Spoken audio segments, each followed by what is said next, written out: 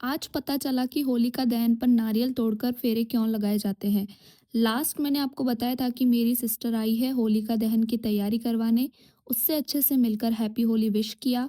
फिर हम चले गए छत पर जहां दहन होना था। जी हाँ, हमारे में होलिका दहन घर के बाहर या फिर घर की छत पर किया जाता है। उससे पहले ये बताती हूँ कि आज मैं कियांश को पहली बार छत पर लेकर गई थी। उसको छत से दिखने वाले नज़ारे दिखाए।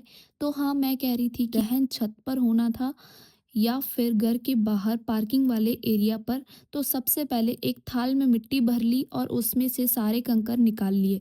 फिर उसमें वन बाय वन सारे उपले सजा लिए अच्छे से। फिर उस पर डाल दिया कलर, आई मीन गुलाल।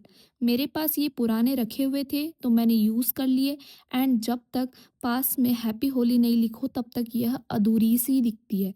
चलो ये तो रेडी हो गई। अब वेट करना था वक्त का जब होलिका दहन होने वाला था।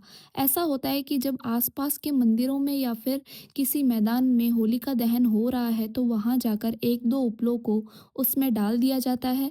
और जब आधी होलिका दहन हो तो उसमें से एक जला हुआ उपला उठाकर घर पर लाया जाता है और उसी उपले से बाकी उपले जलाए जाते हैं। तो अभी होलिका दहन में वक्त था। तब तक मैंने चाय बनाई और मज़े से पी ली। देखा तो अभी भी समय था तो मैं और कियांश खेलने लगे।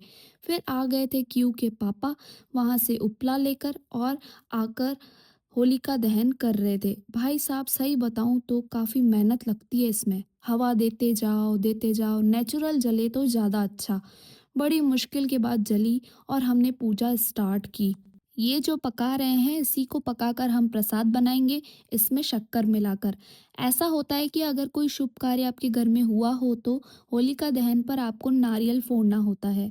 इस साल हमारे घर में कियांश का जन्म हुआ और इससे ज़्यादा शुभ कार्य कौन सा हो सकता है। और इसी को लेकर होलिका माता के फेरे करने होते हैं ताकि घर में सुख शांति और समृद्धि बनी रहे। और इसी तरीके से घर में और भी शुभ कार्य होते रहें।